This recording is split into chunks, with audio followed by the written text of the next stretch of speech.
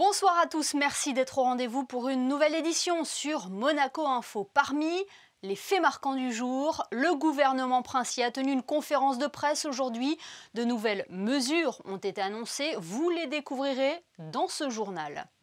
La vaccination est-elle la solution pour endiguer l'épidémie de coronavirus? À Monaco, la campagne se poursuit.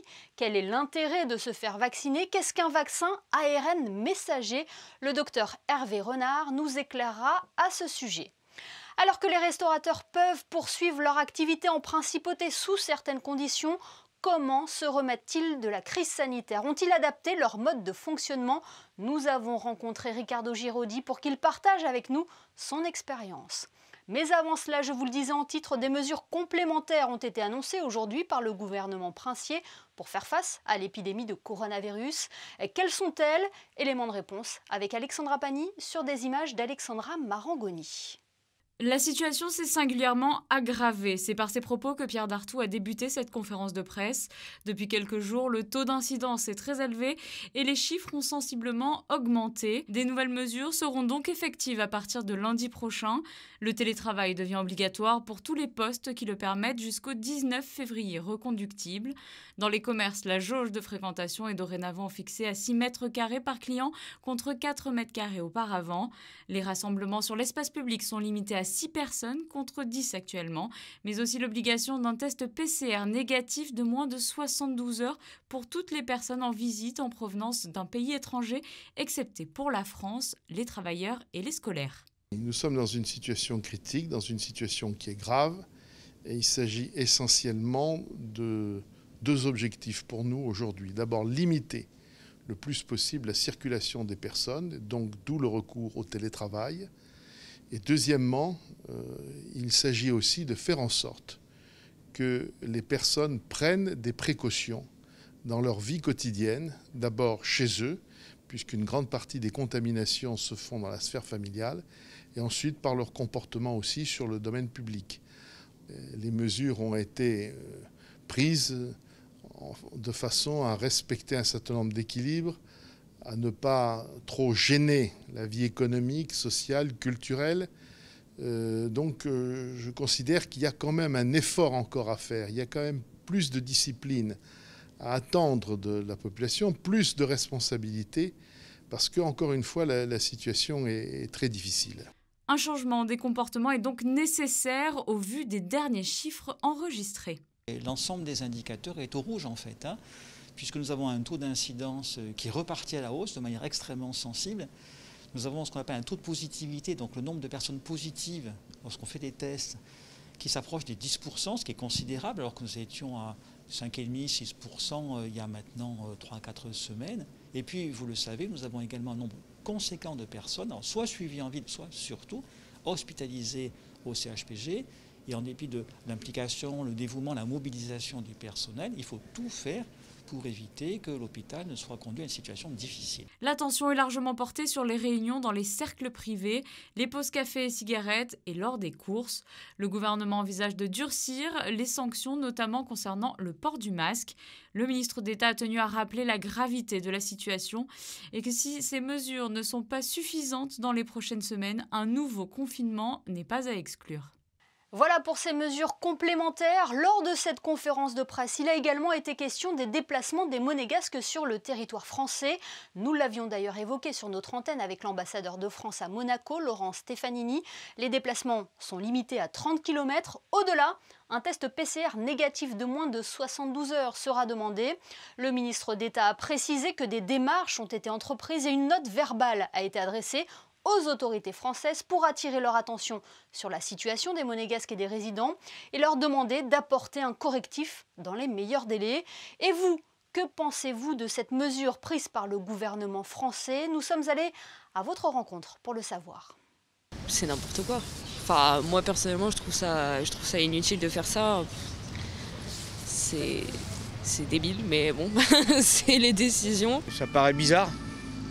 Sincèrement, ça m'a un petit peu interloqué quand j'ai vu ça, quoi. C'est peut-être une bonne chose, si jamais ça peut éviter le confinement, tant mieux.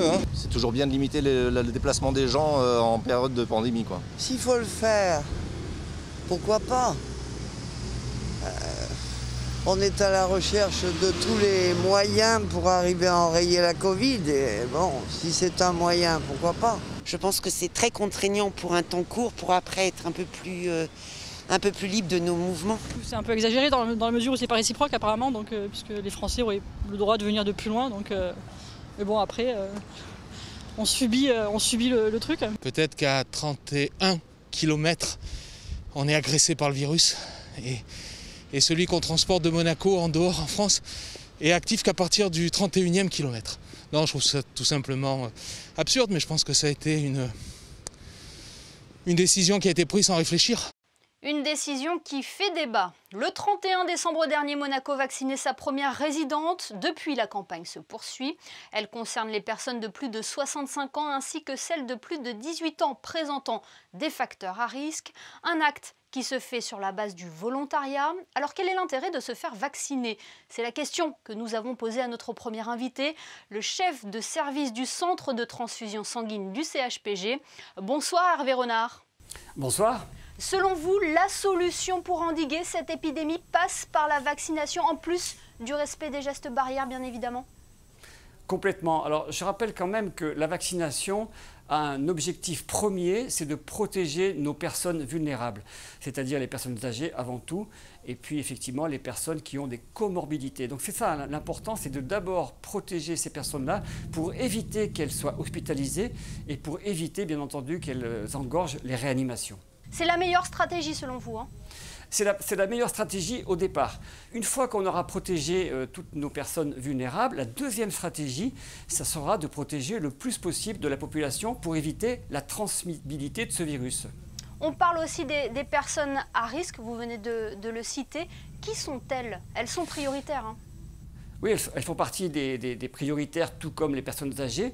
Ce sont toutes les personnes qui ont du diabète, qui ont des problèmes d'immunodépression, qui ont des problèmes cardiaques, des problèmes pulmonaires importants, voilà, des maladies chroniques qui sont conséquentes et graves. Donc ces personnes-là sont très vulnérables, il faut absolument les protéger, encore une fois, pour éviter qu'elles soient hospitalisées, qu'elles soient en réanimation et malheureusement que bien souvent elles meurent. Alors la principauté a reçu plusieurs doses du vaccin Pfizer. C'est un vaccin ARN messager. Comment fonctionne-t-il, docteur? Alors ce vaccin ARN messager, la première chose que je dois dire, c'est qu'il n'est pas nouveau. Hein, c'est important de le dire parce que les gens pensent que c'est quelque chose de tout récent. Non, ça fait très longtemps qu'il est utilisé pour une autre thérapeutique qui est l'immunothérapie des cancers. L'ARN messager va être injecté dans la cellule humaine qui, elle, va fabriquer une protéine virale qui s'appelle la protéine spike et ensuite elle va exprimer, la cellule humaine va exprimer grâce à l'ARN messager cette fameuse protéine spike et le système immunitaire va pouvoir fabriquer des anticorps et surtout fabriquer des cellules qu'on appelle des cellules cytotoxiques contre la protéine et donc vous protéger ensuite d'une infection Covid. Alors qu'est-ce qui le différencie des autres vaccins habituels comme celui de la grippe, de la rougeole ou de la fièvre jaune par exemple? Alors habituellement, on injecte le virus entier, par exemple pour la grippe, mais c'est des virus qu'on appelle des virus vivants inactivés, et c'est là le virus qu'on injecte pour la grippe par exemple, et c'est le virus entier qui directement entraîne la réponse immunitaire. Comment rassurer, docteur, la population réticente à l'idée de se faire vacciner? Certains disent que l'élaboration des vaccins a été réalisée en un temps record et doutent donc de leur efficacité. Alors c'est vrai que la réalisation de ces vaccins a été faite en un temps record, j'en suis complètement d'accord, mais c'est plutôt un exploit. Je peux vous assurer, et pour avoir bien lu sur le sujet, que tout a été respecté. Mais comme il y avait une urgence, tout a été fait de façon remarquablement rapide, mais en toute sécurité. Je me suis fait vacciner très récemment pour vous dire que je n'ai aucun doute sur la sécurité de ce vaccin. C'est ce que j'allais vous demander. Vous êtes vacciné en tant que professionnel de santé. Vous avez eu des effets secondaires? Alors, moi, j'en ai eu aucun. Alors, c'est vrai qu'on décrit quand même des petits effets secondaires, mais qui ont trait à la vaccination en général. Des douleurs, de la fièvre, mais ça, c'est plutôt bon, hein. Quand on a une réaction, ce qu'on appelle, nous, une réaction inflammatoire, ça veut dire que le vaccin fonctionne. Moi, j'ai eu aucune réaction, et pourtant, je dois le souligner, j'avais fait l'infection Covid en mars, et vous voyez, ça ne m'a pas empêché d'être vacciné tout récemment, et d'avoir une réaction tout à fait normale. Et vous allez bien depuis ? Je vais très bien. Je ne suis pas transformé et je vais très bien. Donc vous incitez, docteur, la population à se faire vacciner, hein ? Ah, complètement. Encore une fois, parce que le but, c'est de ne pas engorger les hôpitaux, et notamment notre hôpital et notre réanimation. Et ensuite, j'encourage toutes les personnes à se faire vacciner pour une raison très simple. C'est qu'on s'aperçoit que plus les gens seront contaminés par ce virus, plus il y aura des risques d'avoir des variants. Et c'est ça qui est important. Il y a deux choses, hein. C'est pour ça que je veux bien distinguer les deux choses du vaccin. Le vaccin doit protéger les personnes vulnérables, ça c'est ce qui est en train d'être fait actuellement. Et dans un deuxième temps, il faudra veiller à empêcher la transmission de ce virus, parce que plus il va se transmettre, plus il va se tromper dans ses copies, et plus on risque d'avoir des variants, ce qui risque de donner d'autres problèmes par la suite. Et ces vaccins sont efficaces contre les variants du Covid ? Alors, pour l'instant, les quelques variants qu'on connaît bien, le variant dont on dit qu'il vient de Grande-Bretagne, le variant sud-africain, le variant brésilien, pour l'instant, les vaccins sont efficaces contre ces variants-là. Mais il se peut que si on continue à transmettre le virus, un jour va nous sortir un virus complètement variant qui, lui, ne sera plus accessible au vaccin. Merci beaucoup Hervé Renard de nous avoir éclairé à ce sujet qu'est la vaccination. Merci à vous. Nous rejoignons à présent Crisinda Thomel pour le reste de l'actualité en principauté. Bonsoir Crisinda. Un élève de grande section de maternelle de l'école des Carmes a été testé positif à la Covid-19 suite à une contamination dans le milieu intrafamilial. Et oui, le jeune élève a été mis en éviction scolaire conformément à la procédure préconisée par les autorités sanitaires monégasques. Les tests PCR n'étant pas pratiqués auprès des maternelles, je vous le rappelle, et ces derniers n'étant pas soumis à l'obligation du port du masque, le gouvernement princier a donc décidé par principe de précaution que tous les élèves de la classe concernée seront placés en éviction scolaire jusqu'au lundi 15 février inclus. Les parents des élèves concernés sont invités à surveiller l'apparition de tout symptôme évocateur de la Covid-19 chez leur enfant. Les personnels de l'école, en contact avec l'élève positif, bénéficieront d'un test PCR. Un nouvel élan à présent pour les vélos électriques en libre service, Crisinda. Oui, nous pouvons dire que ça roule du côté du système Monabike, Émilie. Ces petits vélos rouges urbains que vous voyez un peu partout en principauté ont un succès fou, à tel point que le gouvernement et la CAM viennent de doubler le nombre de stations et tripler le nombre de vélos. De plus, dorénavant, les touristes pourront eux aussi louer via une application mobile pour smartphone un vélo. Une application qui permettra de visualiser facilement l'emplacement des stations et le nombre de vélos disponibles à chaque station. Avec 2100 abonnés et 342 000 trajets effectués en 2020, cette nouvelle offre Monabike est un formidable succès et a multiplié par 4 sa fréquentation. Et puis cette dernière information concernant la prochaine rencontre de Jeep Elite de la Roca Team. La rencontre Cholet-Monaco qui devait avoir lieu samedi soir n'aura pas lieu, Émilie. Nous l'avons appris par un communiqué officiel alors que la rencontre Cholet-Monaco était reprogrammée ce samedi 6 février à la Meilleraie, suite déjà à un premier report le 24 octobre dernier. Elle a de nouveau été reportée. Le motif est le même, des cas de Covid au sein de l'effectif Choletais. Merci Crisinda. Un point à présent sur les travaux au jardin d'Apolline et à l'Hélios. Ils viennent de s'achever dans des délais largement respectés. Tous les locataires vont pouvoir prochainement réintégrer leur appartement. Vanessa Dessy et Orazio Gaggino sont allés sur place. Il y a plus de 3 ans, les locataires des résidences Les Jardins d'Apolline et Hélios étaient contraints d'être relogés. Une importante opération effectuée bloc par bloc. On a rénové l'intérieur des logements des Jardins d'Apolline et d'Hélios qui avaient été victimes de malfaçons et qui contenaient un degré d'humidité important qui empêchait les gens de vivre normalement dans les logements. Durant les travaux, l'ensemble des locataires a donc été relogé dans des appartements. Mais cette solution provisoire a pris fin plus vite que prévu. Les habitants du bloc D ont été en mesure de réintégrer leur logement neuf en septembre. Ceux du bloc B dès novembre, avec plusieurs mois d'avance sur ce qui avait été préalablement annoncé. Et la fin de chantier s'achève aujourd'hui en ce mois de janvier. Sur les deux opérations, les derniers bâtiments ont été livrés fin janvier, le A pour Jardin d'Apolline et le C pour Hélios. Les travaux sont achevés, les entreprises ont tenu les délais, environ 37 mois pour Jardin d'Apolline, un tout petit peu moins pour Hélios qui est plus petit. Et donc les appartements ont été remis aux services qui vont se charger de réintégrer les locataires. Malgré un confinement, les délais de livraison ont été respectés. Les entreprises ont su être réactives en augmentant leurs moyens afin de faire face aux nouvelles conditions sanitaires. Accueillons à présent notre second invité. Il est à la tête d'un grand groupe de restauration et possède plusieurs établissements à Monaco, mais également en Asie, au Moyen-Orient et en Amérique. Nous avions déjà reçu Riccardo Girodi au début de l'été pour faire le point avec lui sur sa situation. Quelle est-elle à présent? Comment s'est-il adapté pour poursuivre son activité aussi bien en principauté qu'à l'étranger? Bonsoir Riccardo Girodi. Bonsoir. Vous aviez beaucoup de craintes lors de la réouverture de vos restaurants au mois de juin. Est-ce qu'elles ont été levées? Alors, elles ont été levées pour tout ce qui est la période estivale, bien évidemment. On a fait une très bonne saison comparé à ce qu'on aurait pu imaginer. Mais il est vrai que là, depuis le mois de janvier, c'était une autre histoire en fait. On est redevenu dans une situation assez délicate, sinon critique. Et comment vous arrivez à y faire face? Au jour le jour, avec mes équipes, on essaye de faire le maximum. Vous savez, on se sent un peu impuissant, on ne peut pas faire grand-chose. On essaye, à travers la restauration, de rester ouvert, de donner le service qu'on peut aux résidents.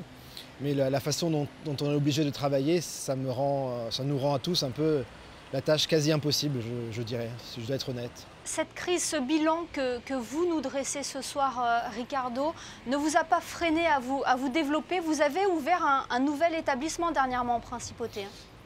Alors en Principauté, j'ai ouvert pas un établissement, j'ai ouvert pratiquement un service de livraison. En fait, tous mes restaurants se sont mis regroupés et on a fait notre propre système de livraison où c'est les restaurants eux-mêmes qui livrent. Et donc à travers ce système, j'ai créé des restaurants virtuels, si vous voulez, pour pouvoir faire face un petit peu aussi à cette situation. Et donc j'ai développé par exemple des pizzerias qui sont uniquement livrables à la maison. En fait. Vous avez réussi à chiffrer un peu vos pertes? Oui, malheureusement. Alors jusqu'en décembre, ça allait plus ou moins bien. Et puis, vous savez, le mois de janvier, déjà, c'est le mois le plus difficile. On a fait un mois de janvier désastreux. Pour vous donner un ordre d'idée, si un restaurant devait gagner 100 € l'année dernière, cette année, par jour, on est à 30. Donc, on a 70% de pertes parce que tout simplement, le midi, on ne peut faire qu'un seul service avec la moitié de la capacité. Et le soir, on est enfermé. Nos frais restent pratiquement les mêmes. Donc vous pouvez vous imaginer un peu la difficulté à tenir, surtout quand on a pas mal d'établissements, pas mal d'employés. On est aidé évidemment avec le CTTR. Je ne vous cache pas que c'est très difficile. Et comment vous les voyez les prochains mois, Riccardo? J'espère que ça va s'arrêter bientôt. J'espère qu'on pourra au moins rouvrir le soir aux mêmes conditions que le midi. C'est-à-dire qu'aujourd'hui les résidents peuvent venir manger le midi, mais les résidents qui ne peuvent pas venir manger le soir, ça nous pénalise énormément et on essaye aussi de voir avec les services de l'État si on peut essayer d'ouvrir aussi le soir aux mêmes conditions que le midi. Ça nous aiderait énormément, au moins à tenir. Parce que c'est vrai que les pertes quotidiennes sont assez lourdes, surtout dans la pire saison de l'année. Oui, on le comprend, vous êtes dépendant de l'évolution de la situation. Ah oui, sur Monaco, on n'a pas le choix, on est vraiment dépendant de la situation. Mais on sait aussi qu'on ne pourra pas tenir ad vitam aeternam, c'est-à-dire qu'il faut qu'on fasse quelque chose. Mais déjà, si on peut ouvrir le soir, enfin si on pourrait éventuellement, si ça s'améliore, ouvrir le soir, ça nous aidera énormément. Alors là, on parle de vos établissements à Monaco. Votre groupe, c'est une vingtaine de restaurants à travers le monde. J'imagine que les contraintes sont différentes selon les pays. Voilà. Là aussi, il a fallu s'adapter. Voilà, alors là, c'est cas par cas, pays par pays. C'est vrai qu'on est dans l'industrie, peut-être une des industries les plus touchées pour cette pandémie. Mais voilà, on vit au jour le jour, mais évidemment, on a un peu de réserve, on a beaucoup d'espoir. Mais c'est pas facile, je vous cache pas. C'est vrai qu'à l'étranger, on est plus ou moins dans la même situation. Sauf qu'évidemment, j'en ai moins à l'étranger, moins de concentration de restaurants. Et vous avez dû fermer définitivement certains de vos établissements? Non, je n'ai fermé aucun établissement définitivement. J'ai par contre abandonné 1 ou 2 projets que j'avais d'ouverture dans le monde. À part ça, sinon, les projets continuent dans certains pays comme le Moyen-Orient, par exemple. On a beaucoup de demandes de continuité, d'ouverture. Le monde de la restauration ne s'est pas arrêté. C'est-à-dire qu'on a travaillé beaucoup en sourdine, on a travaillé beaucoup avec le développement de grands groupes à l'étranger, on a travaillé beaucoup avec les chefs, on a créé beaucoup. J'ai pas utilisé ce temps pour pleurer, j'ai utilisé ce temps pour créer. Et j'espère que ça portera ses fruits à court terme, quoi. Voilà, vous arrivez à avoir encore de l'espoir, comme vous l'avez dit, de l'optimisme. Toujours, mais toujours, ça j'ai pas le choix. Enfin, c'est aussi une responsabilité que j'ai vis-à-vis de tous mes collègues, tous les gens qui travaillent avec nous. Si nous on n'a pas espoir, ils baissent les bras. Mais écoutez, je pense qu'on est sur la bonne voie. C'est qu'une question de est-ce qu'on va pouvoir tenir assez longtemps? Je pense que oui. Si on est aidé, si tout le monde s'entraide, si on fait des choses intelligemment sans pouvoir prendre des risques sanitaires, je pense qu'on doit y arriver, on n'a pas le choix. Voilà, l'espoir, c'est ce qui vous fait tenir. Merci beaucoup, Riccardo Giraudy, d'avoir été avec nous ce soir. Merci. Nous retrouvons Crisinda Thomel pour un nouveau point sur l'actualité. L'hôtel des ventes vide ses entrepôts, Crisinda. Oui, mardi 9 février se tiendra une vente de pièces issues des collections de l'Hôtel des Ventes situé sur le quai Antoine Ier. Une vente qui s'effectuera uniquement en ligne, sur ordre et par téléphone à 10h30 et à 14h30 selon les lots souhaités. Alors pour voir les lots, vous pouvez prendre rendez-vous par téléphone et pour vous inscrire à cette vente, une adresse mail bib@hvmc.com. Cette information à présent sur le restaurant du lycée technique et hôtelier de Monaco. Oui, le restaurant Le Cordon d'Or reste ouvert excepté pendant les vacances d'hiver, confectionné et servi par les élèves du lycée technique et hôtelier de Monaco. Les plats sont proposés dans un menu que vous pouvez trouver en vous rendant sur le site internet www.lycée-technique.gouv.mc et en sélectionnant le restaurant, bien sûr, Le Cordon d'Or. Alors pour déjeuner au restaurant, il faut obligatoirement réserver vos places et en raison des conditions sanitaires, vous ne pourrez pas être à table à plus de 6 personnes. À noter également que les 16 et 17 février, les élèves sont en examen blanc de BTS. Alors surtout, n'hésitez pas à réserver vos places pour les soutenir et pour déguster leurs plats qui seront bien sûr notés. Et enfin, Crisinda, quel temps fera-t-il ce week-end?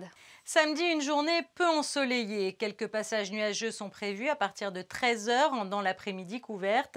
Des rafales atteignant 48 km/h peuvent également traverser la région. Du côté du thermomètre, il affichera 9 degrés pour les minimales et 15 pour les maximales. Le soleil se lèvera à 7h40 et il se couchera à 17h48. Samedi 6 février, nous fêterons les Gastons, Émilie. Merci Crisinda et merci à vous de nous être fidèles chaque soir sur Monaco Info. Ce journal est à présent terminé. Je vous rappelle la principale information de la journée. Le gouvernement princier a annoncé des mesures complémentaires pour faire face à l'épidémie de coronavirus. Retrouvez tous les détails sur nos réseaux sociaux. À demain samedi pour une nouvelle édition où nous recevrons notamment Elisa Alberto qui nous proposera des recettes zéro déchet. On se quitte d'ailleurs avec les photos de Michael Alési de fruits et légumes de saison. À demain sur Monaco Info.